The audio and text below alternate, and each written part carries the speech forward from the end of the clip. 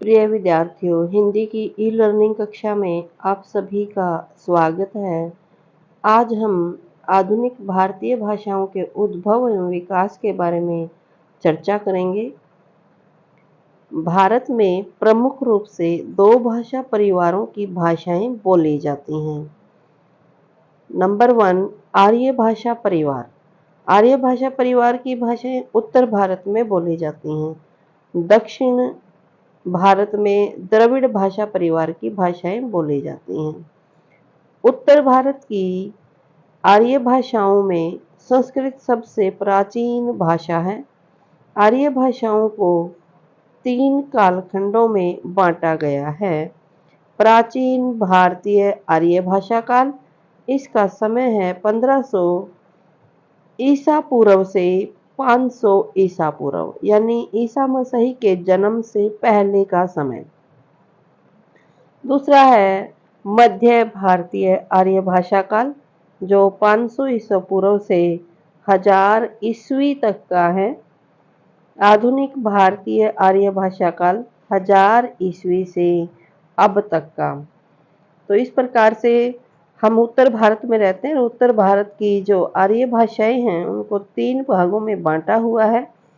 जो प्राचीन भारतीय आर्य भाषा काल है, इस काल में वैदिक संस्कृत और लौकिक संस्कृत 2 भाषाएं थी।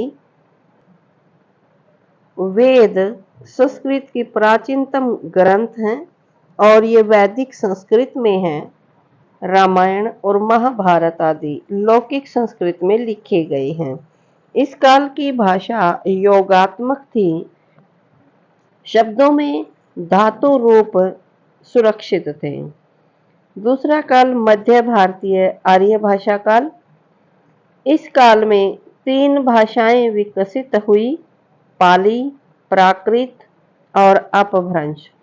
पाली भाषा 500 बीसी से 1 ईस्वी तक की मानी जाती है। बौद्ध ग्रंथ पाली भाषा में लिखे हुए हैं। बौद्धों के ग्रंथ हैं त्रिपिटक, जिनको सुत्त पिटक, विनय पिटक और अभिधम्म पिटक के नाम से जाना जाता है। प्राकृत भाषा 1 ईस्वी से 500 ईस्वी तक। जैन साहित्य प्राकृतिक भाषा में है। जैन साहित्य प्राकृत में है और प्राकृत के भी आगे भेद हैं। वो हैं शोरशैनीय प्राकृत, पैशाची, महाराष्ट्री, अर्धमागधी और मागधी। आधुनिक भारतीय आर्य भाषा काल पुरानी अपभ्रंश या पुरानी हिंदी के नाम से जाना जाता है। जो अपभ्रंश है, शुरुआत इसकी मध्यकाल में ही हुई थी। मध्यकाल में जैसे 3 भाषाएं कहा था विकसित हुई, पाली, प्राकृत और अपभ्रंश। लेकिन अपभ्रंश का विकास जो है आधुनिक काल में हुआ। अपभ्रंश का प्रयोग 500 ईस्वी से 1000 ईस्वी तक रहा। इस भाषा को अवहथ, देश भाषा, देशी भाषा आदि नामों से भी पुकारा जाता है। अपभ्रंश का शाब्दिक अर्थ बिगड़ा हुआ या गिरा हुआ है। जब भाषा का रूप संस्कृत न रहकर आम बोलचाल की भाषा बन जाती है तो उसे अपभ्रंश कहते हैं। संस्कृत का अर्थ है सुंदर, सुदृढ़। आधुनिक भारतीय भाषाओं का विकास अपभ्रंश भाषा से हुआ। हिंदी का विकास भी अपभ्रंश से ही हुआ है। उत्तर भारत में अपभ्रंश के 7 क्षेत्रीय रूपांतरण प्रचलित हैं, जिनसे आधुनिक भारतीय आर्य भाषाओं का कालांतर में विकास हुआ। कालांतर यानी बाद में। अपभ्रंश के क्षेत्रीय रूप हैं शोरशैनी अपभ्रंश, और उससे विकसित होने वाली जो भाषाएं हैं पश्चिमी हिंदी, राजस्थानी और गुजराती। पैशाची अपभ्रंश, जिससे है पंजाबी, लहंदा। ब्राह्मण अपभ्रंश, जिससे है सिंधी। ध आएगा बच्चों, ये द लिखा हुआ है। नेक्स्ट है खस अपभ्रंश, जिससे पहाड़ी हिंदी निकली। महाराष्ट्री अपभ्रंश से मराठी, अर्धमागधी अपभ्रंश से पूर्वी हिंदी और मागधी अपभ्रंश से बिहारी, उड़िया, बंगला और असमिया। अपभ्रंश का प्रयोग यद्यपि 12वीं शताब्दी तक साहित्य में होता रहा, किंतु 1000 ईस्वी तक आते आते हिंदी बोलचाल की भाषा के रूप में प्रतिष्ठित हो गई थी। अतः हिंदी भाषा का प्रारंभ 1000 ईस्वी से हुआ मानना तर्कसंगत है। संज्ञा सर्वनाम के कारक रूपों के लिए अपभ्रंश में कारण चिन्ह अलग से लगने लगे। यही प्रवृत्ति हिंदी ने भी ग्रहण की है।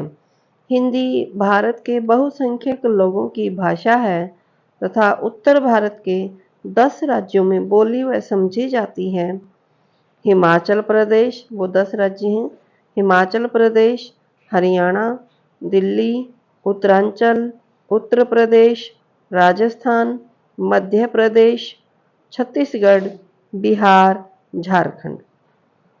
अब हम हिंदी की जो उपभाषाएं हैं उनकी बात करेंगे और उसकी बोलियां, क्योंकि आधुनिक काल में हिंदी का विकास हुआ है तो हिंदी को विभिन्न उपभाषाओं में भी बांटा गया है। नंबर 1 है पश्चिमी हिंदी। पश्चिमी हिंदी से निकलने वाली बोलियां हैं खड़ी बोली, ब्रजभाषा, बुंदेली, हरियाणवी और कन्नौजी।